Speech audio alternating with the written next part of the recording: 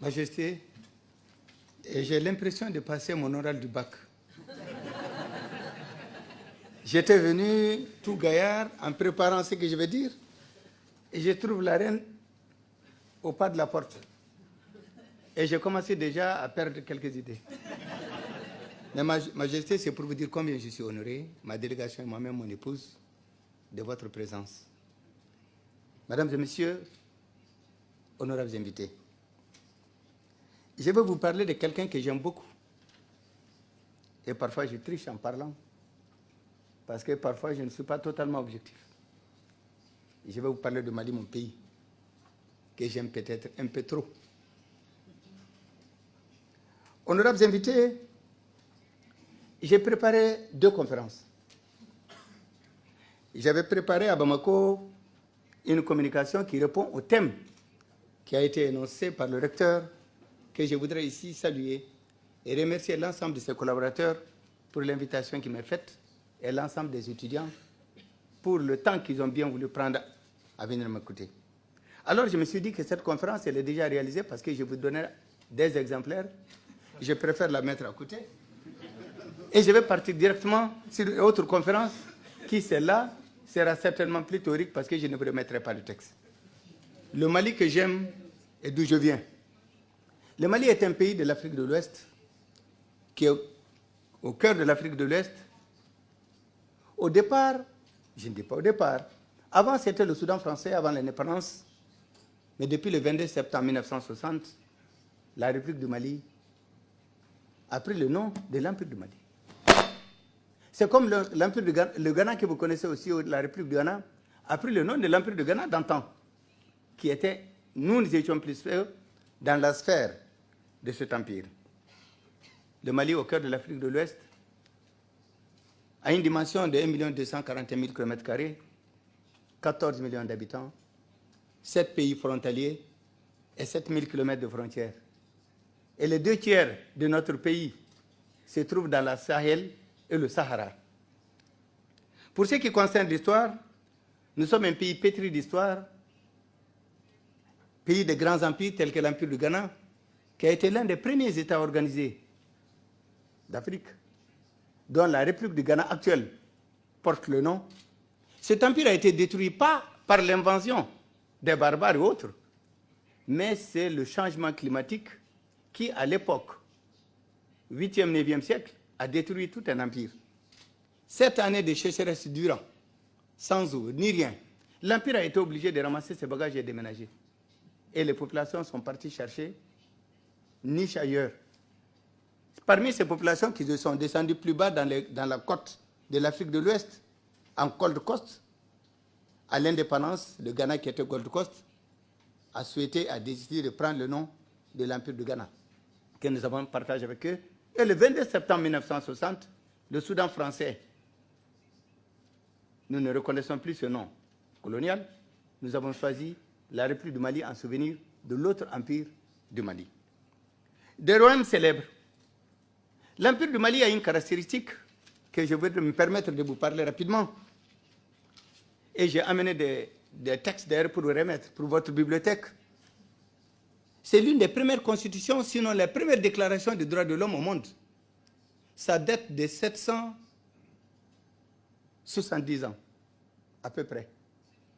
En effet, au moment de la constitution d'un très grand empire qui a couvert le Mali, la Côte d'Ivoire, la Guinée, le Sénégal, une partie de la Mauritanie, on disait qu'il partait depuis les sables jusqu'à l'océan Atlantique.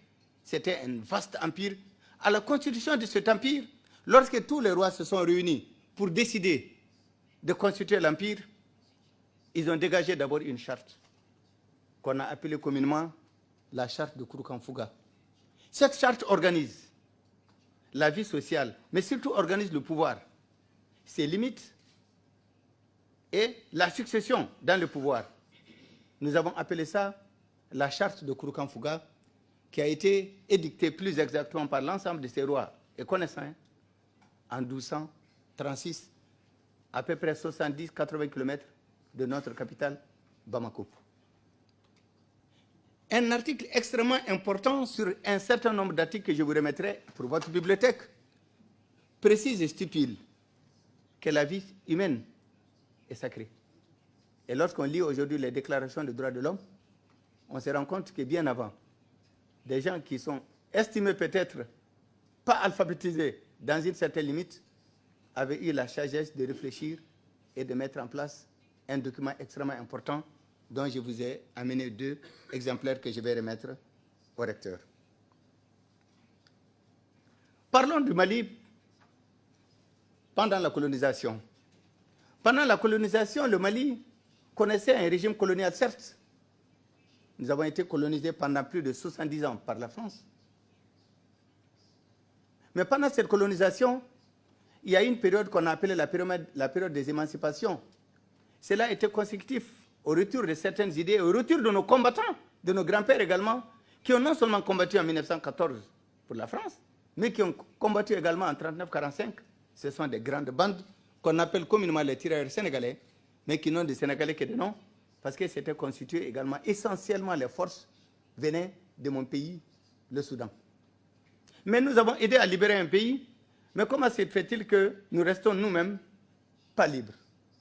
Je pense que l'émancipation, au niveau politique, au niveau syndical, au niveau des revendications objectives, des partis politiques pluriels ont été créés. Mais après l'indépendance, tout de suite, nos dirigeants premiers dans presque tous les pays ont dit que le multipartisme classique que nous avons était plutôt d'une obédience politicienne. Nous préférons regrouper tout pour avoir une seule vision, un objectif majeur et pour travailler essentiel. C'est là maintenant qu'est né en Afrique ce qu'on peut appeler les partis uniques. Et mon pays également en a connu de même. Ce premier régime qui était socialiste, présidé par le président Modibo Keïta, a duré de 1960 à 1968. En 1968, il a intervenu un coup d'État militaire qui a mis fin à tout et qui a fermé les portes pour quelques années de vie que nous avons appelées non constitutionnelles. Plus tard, vers les années 79, il a été créé, une constitution a été faite en remplacement d'une constitution provisoire et nous sommes rentrés dans l'arcade de ce qu'on a appelé la Deuxième République. Cette Deuxième République a connu également une difficulté. Après la chute du mur de Berlin et le discours de la Baule du président Mitterrand, il y a une nouvelle dynamique qui était née. Je dirais même que certains pays ont commencé déjà à avoir des frémissements de lutte vers la démocratie avant même le chute du mur et avant même le discours de Mitterrand. Mais seulement cela a été des marques et des repères que l'histoire a retenus. Ainsi, c'est des pays africains qui, les populations, au niveau estudiantin d'abord, au niveau des travailleurs, au niveau des femmes, au niveau des hommes, tous les pays sont partis vers une revendication forte. Comme nous connaissons aujourd'hui, pour ce qui est convenu d'appeler le printemps arabe, mais sous une autre forme, pour liberté, démocratie. Dans certains pays, cela a été plus ou moins mal négocié, mais dans d'autres pays, ça a été très mal négocié, comme le mien. C'était la pression et la répression, les marches, la violence. Nous avons perdu plus de 400 blessés, près de 400 morts, femmes, enfants, et surtout des jeunes gens et étudiants, et également un nombre particulièrement important de quelques centaines de blessés. Alors le pouvoir à l'époque était dans une situation à ne pas pouvoir donner une réponse à cette revendication populaire pour la démocratie plurielle et pour la liberté et pour l'expression libre. Il n'y avait pas d'autre solution, le pays était bloqué. C'est ainsi que l'armée malienne a décidé de procéder par coup d'État militaire, de récupérer le pouvoir, d'instaurer la démocratie, d'organiser des élections libres et transparentes, de remettre le pouvoir aux civils et à ceux qui seront élus et à retourner dans ces casernes. J'ai eu le privilège, en tant que commandant de certaines forces spéciales, j'ai été désigné par mes camarades pour pouvoir exécuter la partie militaire du coup d'État dans mon pays. Et nous sommes venus pour une transition courte de 14 mois. Et pendant cette transition, nous avons organisé une conférence nationale et nous avons organisé d'abord un projet de constitution plurielle, une charte de partis, un code électoral. Nous avons organisé également les différentes séries d'élections. 14 mois ont suffi pour investir un nouveau président de la République civile démocratiquement élu et nous sommes rentrés dans nos casernes. C'est à partir de là maintenant que j'ai entamé une autre vie, celle des médiateurs en conflit et celle d'envoyé spécial des Nations Unies. Mais arrêtons-nous un tout petit peu sur les transitions démocratiques. Les transitions démocratiques, je prends l'exemple du Mali et du Bénin. Le Bénin a inventé une autre forme de concertation et d'ouverture qu'ils ont appelée la conférence nationale. C'est-à-dire appeler tout le monde et décider de remettre tout à plat et à partir de cette conférence nationale, élaborer des textes et sortir avec, en tout cas, un avenir nettement plus constitutionnel que par le passé. Ça a été une très belle aventure. Mais au Mali, la transition qui a duré 14 mois a eu une nette différence par rapport aux autres transitions africaines. Nous avons eu des caractéristiques qui sont nettement différentes de celles des autres. Parce que la transition démocratique du Mali commence là où finit celle des autres. Les autres transitions avaient pour mission fondamentale d'effacer l'ordre ancien et d'établir un ordre nouveau. Nous, lorsque nous sommes revenus, grâce au coup d'État que je ne vante pas, nous a permis, par le coup d'État, d'éliminer l'ordre ancien et à partir de là, maintenant de préparer l'ordre nouveau sur la période de transition. Or, les autres se sont plutôt organisés pendant la transition pour aboutir à un nouveau ordre. L'ordre ancien est demeuré et sinon parfois à coopérer à la réalisation de cet ordre nouveau. C'est pour ça qu'on dit que la transition démocratique du Mali commence là où finit celle des autres. Nous avons aussi quelques points. Contrairement aux autres transitions, la transition démocratique au Mali était mixte. Nous avons deux organes. Un organe législatif qui s'appelait le comité de transition pour le salut du peuple, qui était législatif, dont j'étais le président, qui était composé de 25 membres, 10 militaires, 15 civils. Nous avons également un gouvernement de transition. Ce gouvernement de transition qui était présidé par un premier ministre civil, était composé d'à peu près 23 à 22 ministres. Sur les 22 ministres, il y avait 5 militaires et les autres aussi étaient des civils. Donc, contrairement aux autres coups d'État en Afrique, lorsque l'armée malienne a pris le pouvoir face à la rue, aux étudiants et au reste, nous n'avons pas possibilité de le garder tout seul. Nous nous sommes ouverts et nous sommes mis ensemble. Donc, dans la gestion de la transition aussi, nous avons fait de même. Dans le comité des législatifs, il y avait même le comité des étudiants qui ont participé à la gestion du pouvoir, mais je ne sais pas à l'époque si beaucoup ont compris quelque chose.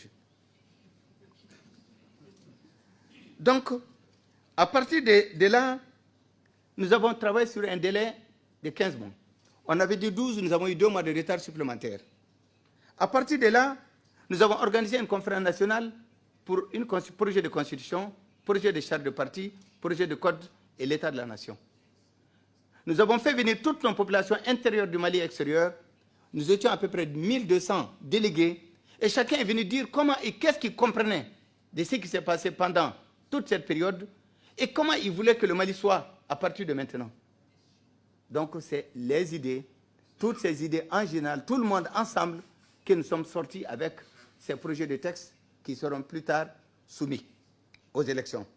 Maintenant, il y a une particularité également de la transition malienne. C'est que c'est les autres. Je prends celui du Bénin. Pratiquement, le Premier ministre et le Président étaient candidats aux élections présidentielles de l'ordre nouveau. Mais la particularité malienne, c'est que depuis le jour où nous avons fait le coup d'État, nous avons dit à notre peuple qui ne nous croyait pas, et l'extérieur aussi d'ailleurs, en disant que nous allons mener une transition démocratique, à la fin, nous allons partir. Mais les gens disent, mais ces gens-là, ils blaguent. Mais on n'a jamais vu quelqu'un venir repartir. Et pourtant, c'est ce qu'on a fait. Je me rappelle une fois, j'ai rencontré une ministre française. Elle me dit, mais monsieur le président, j'étais président de cet espèce, le lieutenant-colonel, c'est vrai que vous partez à la fin de la transition? J'ai dit, madame, oui, c'est vrai. Elle dit, mais moi, je ne vous crois pas. J'ai dit, bah, madame, moi, je me crois. Mais voilà l'histoire. Avant la fin de mon mandat, elle a été virée de son gouvernement et moi, je suis parti. Donc, cela est un point extrêmement important qui a rendu la transition malienne singulière, particulière et nettement moins partisane et plus impartiale. Le fait que nous ne soyons pas candidats. Et nous avons dit à ceux qui avaient des ambitions au sein de notre groupe, ceux qui veulent aller aux élections, il faut qu'ils sortent 6 mois avant les élections et qu'ils aillent se présenter comme les autres. Nous avons eu un de nos anciens avocats de talent, M. Maître Demba Diallo, a été le seul qui est sorti 6 mois avant, qui s'est présenté aux élections, mais malheureusement, il n'a pas gagné.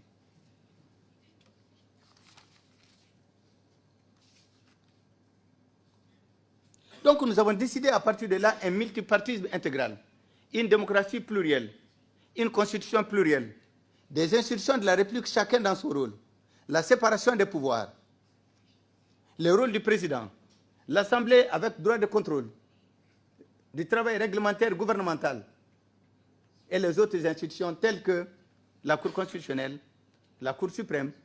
On a mis un haut conseil de collectivités pour représenter les localités et les collectivités, ce qu'on appelle ici communément le Sénat. Et nous avons mis également nous avons mis en place un conseil pour ce qui concerne un conseil social pour la culture que nous avons mis en place également, et social et culturel, que nous avons mis en place pour pouvoir également gérer la partie culture, la partie sociale, où des compétences peuvent être réunies pour donner leur point de vue au pouvoir en place. À partir de là, nous avons donné également la liberté des ondes, parce qu'il y avait une seule radio, c'était la radiodiffusion nationale du Mali, qui était au service du pouvoir et qui était le porte-voix du pouvoir seul. À partir de là, j'ai eu l'occasion de signer une ordonnance pour dire qu'à partir de maintenant, les ondes sont ouvertes, crée radio qui veut. Aujourd'hui, au moment où je vous parle, j'ai quitté le Festival des ondes libres à Bamako. Le ministre des Communications ne connaît pas le nombre de radios et de stations de radio qui se trouvent à l'intérieur de la République du Mali, tellement il y en a beaucoup. La presse était déjà libre, mais nous avons donné une impulsion tout à fait importante. La presse est devenue nettement plus libre, plus agressive, d'investigation, de mensonges aussi parfois, il faut dire.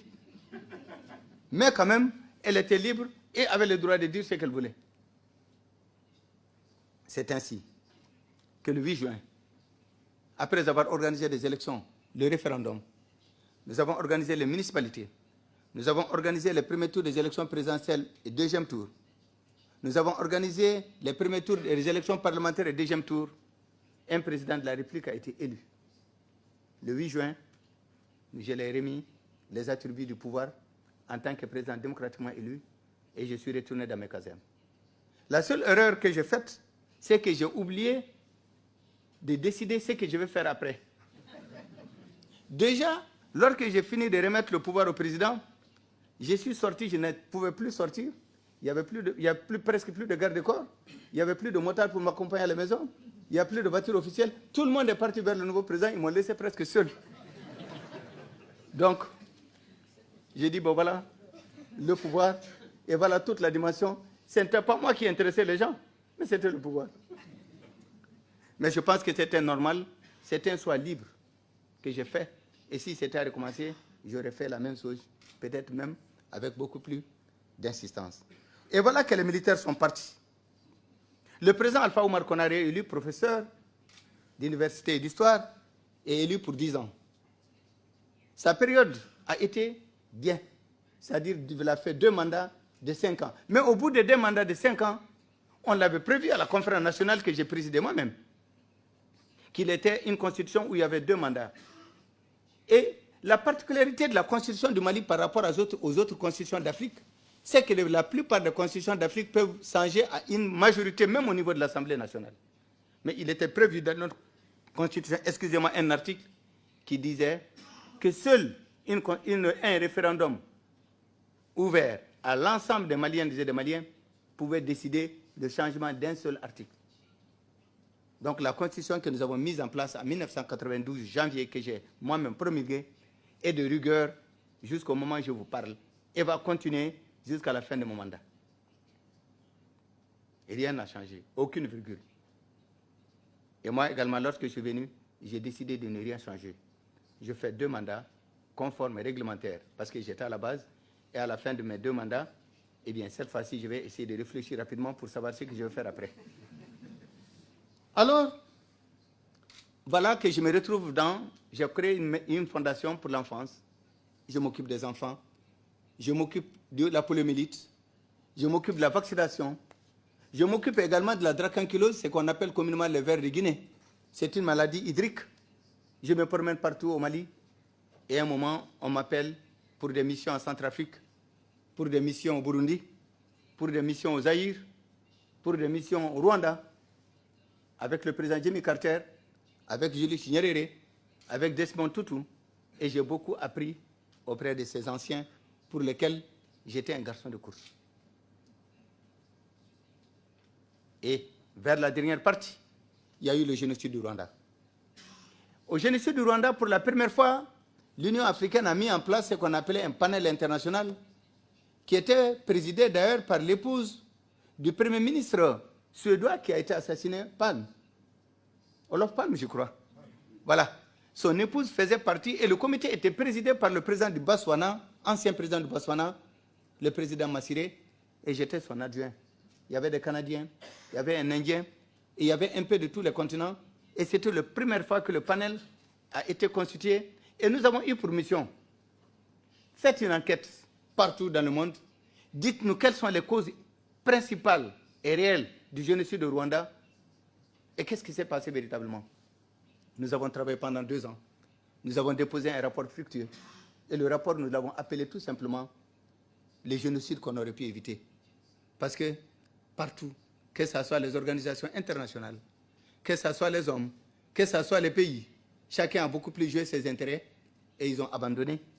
Et nous avons donné la preuve également que ces génocides avaient été organisés, planifiés et exécutés. Et le rapport, nous l'avons déposé. Alors voilà que je retourne au Mali. Je n'ai jamais pensé en partant que je serais un jour un président. J'avais plutôt rêvé d'être militaire et je suis général, je crois que ça suffisait largement pour mes mémoires. Mais lorsque mon retour, je trouve une situation un peu difficile. Après 10 ans de gestion du pouvoir, le ministre actuel était mon conseiller spécial à la transition, donc il connaît tout ce qui s'est passé, même dans les détails. Alors, ça n'allait pas bien. Il y avait quelques difficultés. Et pourtant, cette démocratie, nous pensons, nous l'avons tous mise ensemble. J'ai décidé fermement, pas pour le pouvoir, mais j'ai eu une expérience, j'ai participé à une œuvre et j'ai vu que cette œuvre a des difficultés et ça ne va pas. 10 ans après, nous avons des difficultés énormes. Alors, j'ai décidé je ne démissionnerai pas de l'armée, j'ai décidé d'aller à la retraite et en tant que candidat libre et indépendant, je me suis présenté aux élections présidentielles sans parti politique. Mais avec des partis politiques qui ont bien voulu me soutenir et des associations et des organisations de jeunes et de femmes qui m'ont accompagné. Et je suis élu en juin 2002. Et nous avons fait 10 ans de mandat. En 2002, j'ai fait appeler toute la classe politique malienne et je leur ai dit, bon voilà, moi je suis élu, mais je ne peux pas gouverner seul. C'est une évidence. Je souhaiterais que tout le monde vienne, aussi bien les partis politiques, la société civile et les technocrates. Venons tous ensemble et gérons le pouvoir ensemble. C'est ce que nous avons appelé à l'époque la gestion consensuelle du pouvoir.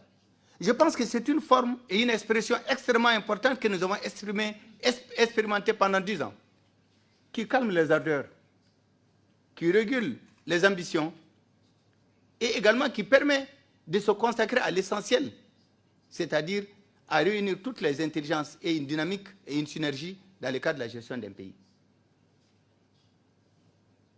Donc, c'est à partir de là, après ces élections que j'ai gagnées, il n'y avait pas de crise post-électorale, il n'y avait pas de crise, de conflit post-électoral, il n'y avait rien du tout. C'est librement, un libre choix. Après l'expérience que j'ai vécue au Rwanda, au Burundi et partout en Afrique, après ce que le pouvoir a constitué comme enjeu et peut-être détruit certains pays par des ambitions individuelles et personnelles, je pensais qu'en associant tout le monde, nous allons gérer certaines difficultés et en ce moment, nous n'allons pas avoir de conflits ethniques, des conflits individuels, des conflits régionalistes qui ont été largement fréquents dans certains pays africains. Donc, en 2007, nous finissons ce premier mandat. Et là, Nous sommes en 2007, je vais vite. En 2007, je me représente aux élections présidentielles après un mandat de 5 ans. Le bilan n'était pas très mauvais. Et j'ai réussi certainement avec les uns et les autres à convaincre. Mais cette fois-ci, il y a eu une rupture sur la gestion consensuelle du pouvoir. 90% des partis politiques avec lesquels nous avons mené 5 ans étaient d'accord que l'expérience continue. Mais il y avait un ou deux partis qui m'ont dit « Nous préférons essayer une autre forme de démocratie ». J'ai dit qu'il y a M. Le Rocard, qui est un ami, ancien Premier ministre français, m'a dit que la démocratie type occidentale est une démocratie de confrontation. Or, chez nous, la confrontation va rapidement vers l'ethnie, vers la région ou bien des affaires personnelles. Donc, c'est une démocratie qui aussi a ses limites. Or, la démocratie consensuelle, il y a toutes les bases de la démocratie. Toutes les libertés sont garanties. Mais nous avons apporté quelque chose à nous-mêmes, que nous tenons de nos valeurs propres, que nous tenons de l'histoire de notre pays, histoire d'empire, et c'est ce jeu consensuel sur lequel nous pouvons nous attendre sur l'essentiel, même si nous ne sommes pas d'accord sur le reste. Donc nous pensons aujourd'hui que c'est une école que nous avons expérimentée et qui peut certainement avoir son chemin. Alors après 2 ans 3 ans, 2 ans d'exercice du pouvoir, j'ai souhaité, à la lumière de la gestion journalière et la gestion quotidienne du pouvoir, je me suis rendu compte que nos textes avaient des failles et des difficultés de fonctionnement, de dysfonctionnement. Il y avait des insuffisances. Parce que c'est une constitution et des textes que nous avons faits à 1200 personnes. Nous sortons d'une révolution, comme nous l'avons dit, et donc les voix révolutionnaires étaient celles qui portent le plus. Nous avons beaucoup plus écouté les révolutionnaires que les juristes et les constitutionnalistes.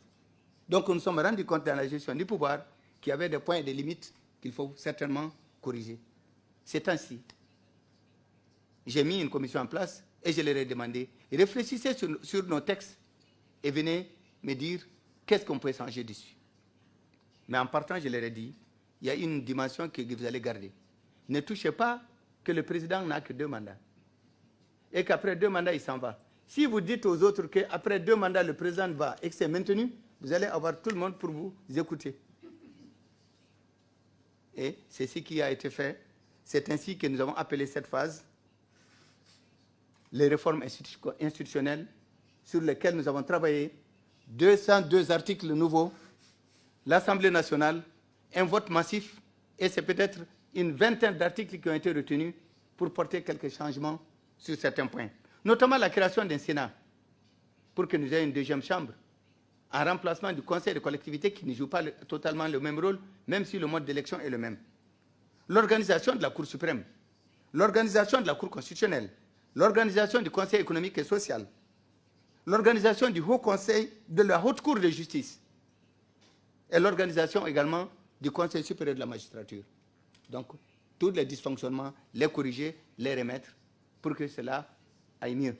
J'ai dit que cela ne se fera pas avec moi. Ce n'est que lorsque je vais, en partant, que je vais promulguer la Constitution, si elle était acceptée le 29 avril prochain par les Maliens, c'est le nouveau président qui sera responsable sur 5 ans.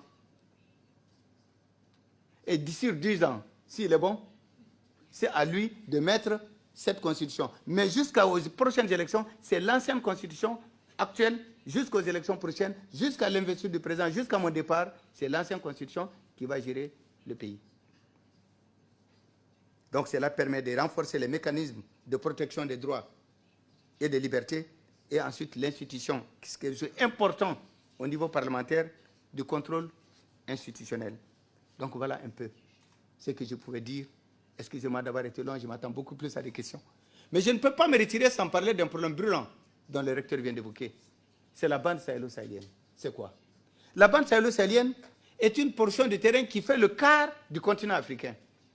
Sur les 30 millions de kilomètres carrés, la bande sahélo-sahélienne, elle seule, fait 8 millions de kilomètres carrés. Elle va de la Mauritanie au Soudan, en passant par le Mali, l'Algérie, le Niger, le Burkina Faso, la Libye, le Tchad. C'est une bande énorme. À tout point de vue, presque inhabitable.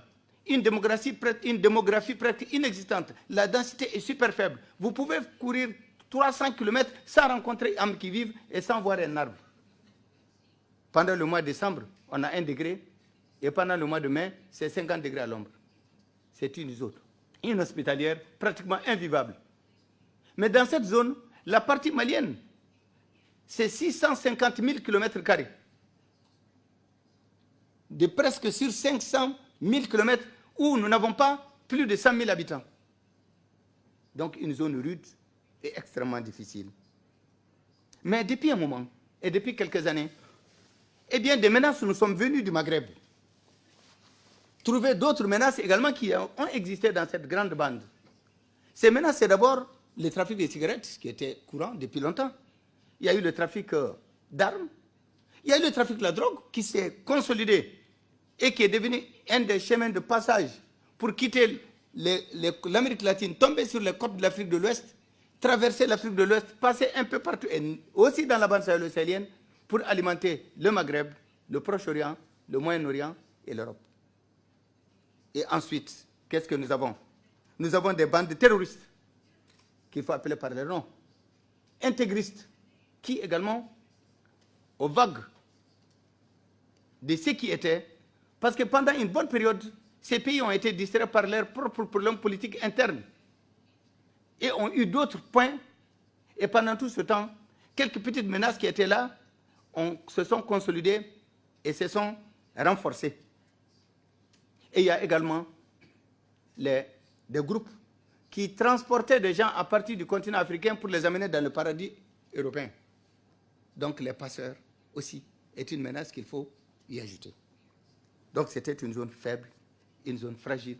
Ces gens se caractérisaient par l'attaque de nos armées de temps en temps, mais surtout par l'enlèvement d'otages. Pourquoi les otages?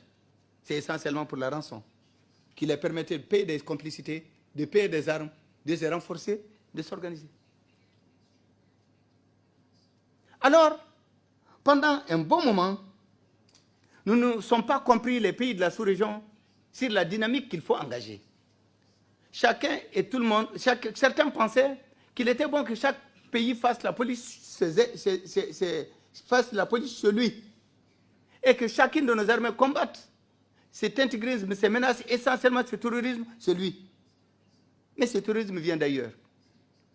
Je prends par exemple le cas du Mali. Nous avons connu l'islam au IXe siècle.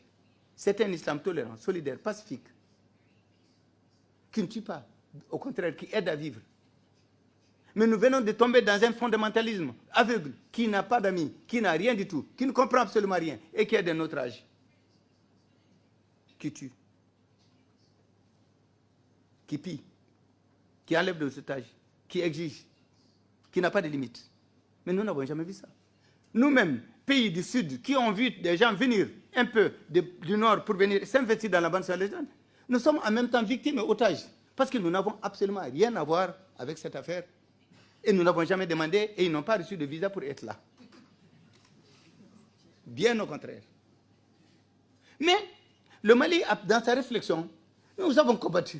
Mais nous nous sommes rendus compte que ce sont des menaces transfrontalières. Aucune menace n'est née à l'intérieur de la bande. Toutes les menaces sont venues d'ailleurs. Et elles passent d'un pays à un autre pays. Étant donné qu'il y a des menaces transfrontalières, nous nous sommes dit, attendez, la solution n'est pas nationale, mais la solution est transfrontalière. Et je pense que c'est cela qu'il faut travailler. Pour ça, depuis 2006, le Mali a demandé l'organisation d'une conférence des États riverains au niveau sommet chef d'État pour dégager une vision et pour dégager une stratégie et pour combattre ensemble. Nous n'allons pas nous asseoir à dire à chacun, non, c'est vous qui êtes responsable, non, c'est vous qui êtes responsable. J'ai dit non, nous sommes tous responsables. Parce que ces gens, nous ne les connaissons pas. Ils sont venus d'ailleurs, nous ne les avons pas demandés. Et s'ils partent demain, ça nous fera plaisir. Parce qu'ils sont venus perturber notre économie, perturber notre tourisme, perturber nos images. Nous n'avons absolument rien à voir avec eux. Heureusement que l'impact intégriste n'a pas porté fruit sur nos populations.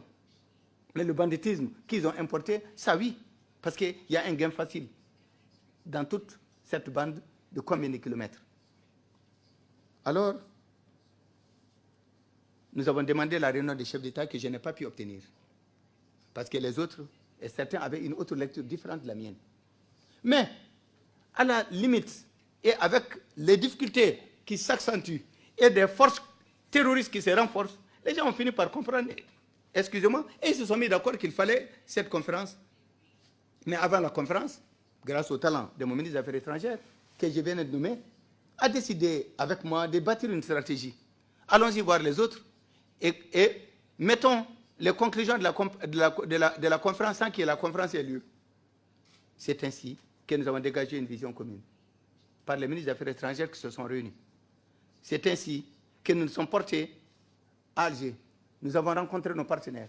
C'est ainsi que nous avons mis un état-major, un comité des chefs d'état-major, un état-major intégré, nos 4 armées, Mauritanie, Mali, Niger et Algérie, que nous avons mis à Tamaracet.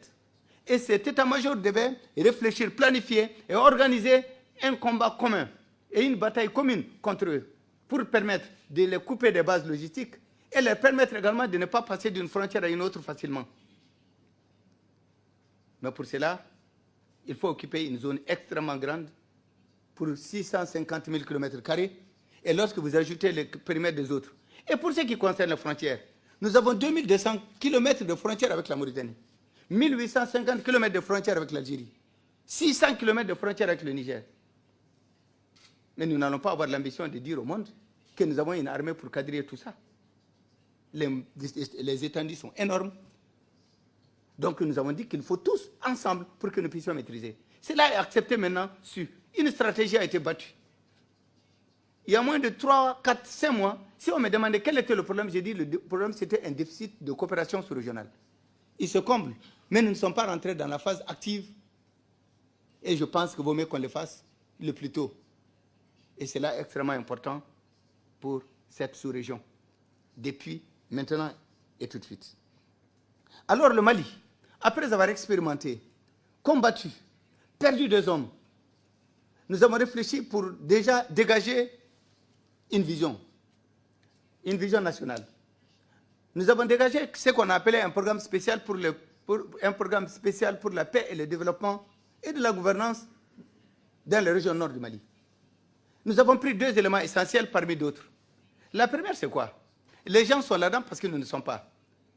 Nous ne pouvons pas être partout parce que le terrain est immense. Mais qu'est-ce qu'il faudra-t-il faire alors? Il faut occuper l'espace. Il faut remilitariser, sinon militariser la bande sahélo-sahélienne. Avec toutes nos armées, avec tous les moyens. Il faut sécuriser la bande sahélo-sahélienne. Il ne suffit pas de sécuriser son pays seul. Il faut qu'on sécurise tous, nos pays tous ensemble. Et le deuxième point que le Mali a souhaité, c'est que le terrorisme pousse sur un terrain fertile. C'est le terrain de la pauvreté et de la précarité. Tant qu'il y a ce terrain, il est facile de donner une idéologie, il est facile de tromper, il est facile également d'inculquer l'intégrisme chez un homme ou une femme. Donc nous avons décidé de protéger aussi nos populations. Que faire? Il faut répondre aux besoins essentiels des populations. C'est là que nous avons dégagé un programme de développement. Donc notre binôme, c'est sécurité, défense et développement. Développement, c'est quoi? C'est répondre à ce dont les populations ont besoin. Parce que quelle est la technique terroriste? Ils viennent d'abord avec la barbe et le Coran. Chez nous, ça fait sage. Mais derrière, personne ne le sait.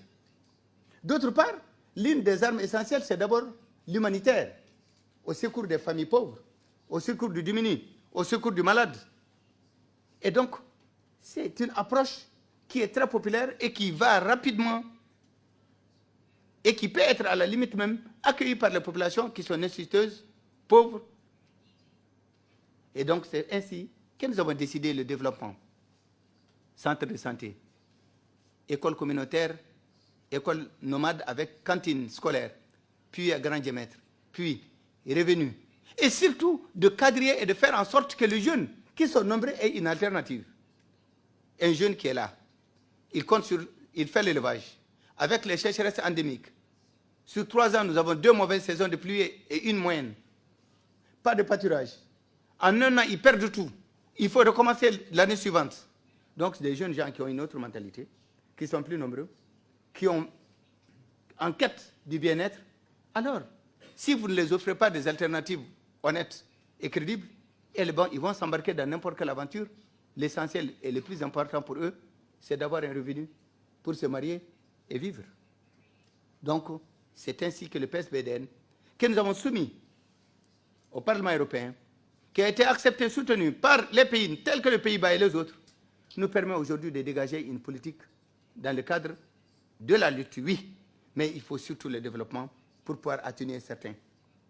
Nous avons bien commencé. Mais voilà qu'il y a la crise libyenne. Personne ne peut contester au peuple libyen sa lutte pour son émancipation et la démocratie en Libye. Personne ne peut le faire. Nous l'avons fait, nous. Et pour quelle raison? Le dénier à d'autres. Ça, c'est un point qui ne se discute même pas. Mais cependant, la Libye est un magasin d'armes. Presque tout le monde est armé et il y a beaucoup d'armes et de munitions en réserve. La révolution populaire qui s'est déclenchée a fait en sorte que les magasins d'armes et tout le reste, chacun est venu prendre ce qu'il voulait. Et peut-être que ceux qui étaient en train de combattre pour la liberté, il y a d'autres qui étaient venus combattre pour aller vendre. C'est ainsi que dans la bande sahélo-sahélienne, s'est dissimé un certain nombre d'armes de tout type, de tout genre et de tous les calibres. Les armes se vendent facilement. Certainement, à un moment, c'est l'un des magasins d'armes les moins chers au monde. Et la variété des armes est énorme. Anti-aériennes, pièces d'artillerie. Mais ce n'est pas croyable ce qu'on peut trouver dans cette bande. Et toutes ces armes sont venues renforcer les capacités agressives de toutes les menaces dont je viens de vous parler. Parce que chacune de ces menaces se protège, s'organise. Et maintenant, ils étaient armés. Maintenant, ils sont très armés. Parce que les gens sont venus avec les armes, sont venus avec les munitions et sont venus avec beaucoup de véhicules volés. Et cela a renforcé les capacités de ceux qui étaient déjà là, qui déjà donnaient des peines à nos pays. Mais maintenant, il va falloir se battre pas à pas, parce qu'ils sont bien armés et ils sont bien équipés. Alors, comme si cela ne suffisait pas, nous vivons les effets collatéraux de la guerre de Libye. Je répète que je suis pour le printemps arabe. Mais par contre, il y a un hiver qui se crée chez nous, nettement plus rude que dans le très très grand nord. Et si les autres font printemps pour avoir la démocratie, nous sommes démocrates déjà depuis 20 ans. Mais nous n'avons pas de leçons à recevoir. Mais cependant, nous ne pouvons pas accepter de recommencer. Nous allons recommencer quoi? Mais voilà maintenant que dans l'armée de Kadhafi, il y avait des brigades spéciales très entraînées et c'était les mieux équipées que l'armée libyenne. Parmi ces brigades, il y a une brigade qui était commandée par un de ses fils, Kamis. Cette brigade était composée de la tribu de Kadhafi et de certaines tribus du Nord, et notamment certaines tribus Touareg. Et ces Touareg, une partie se trouve au Niger, en Algérie, en Libye, et une partie au Mali aussi. Maintenant, avec la défaite et la débandade, les gens sont partis avec les armes antiaériennes. Des armes individuelles, collectives, lourdes, légères, toutes sortes d'armes et de munitions. Et ces armées sont venues. Il y avait déjà les armes depuis 6 mois. Maintenant, ce sont des armées entières qui sont venues investir la bande sahélo-sahélienne, qui changent complètement les rapports de force, qui font naître de nouvelles ambitions, ou bien qui font renaître des anciennes ambitions. Nous avons dit à la communauté internationale, la guerre en Libye, elle est terminée. La Libye est sur un pas démocratique que nous lui souhaitons beaucoup, beaucoup de réussite. Mais cependant, on a ouvert quelque chose de grave. Parce que demain, ça risque d'être nos pays. Les pays riverains du Sahel, qui vont avoir également des guerres, avec toutes ces armées, avec toutes ces armes. Nous avons dit à la communauté internationale, vous êtes forts à faire des résolutions, mais faites une résolution pour condamner quand même. Des gens prennent des armes ailleurs, ils viennent s'installer dans des pays, et ils se préparent à faire la guerre, peut-être, contre nous. Et personne ne dit rien. Mais s'ils sont là, ce n'est pas notre faute. Ils n'ont pas été invités. Ils ne sont pas maliens. Ils sont libyens. Certains ont servi dans l'armée libyenne pendant 30 ans, pendant 35 ans. Certains sont venus nous dire, nous sommes d'origine malienne parce que nos parents et autres sont maliens. Nous sommes d'origine malienne parce que les tribus auxquelles nous appartiennent sont maliens. Mais nous sommes libyens parce que nous travaillons en Libye. Nous sommes venus chercher l'hospitalité. Nous les avons reçus et installés.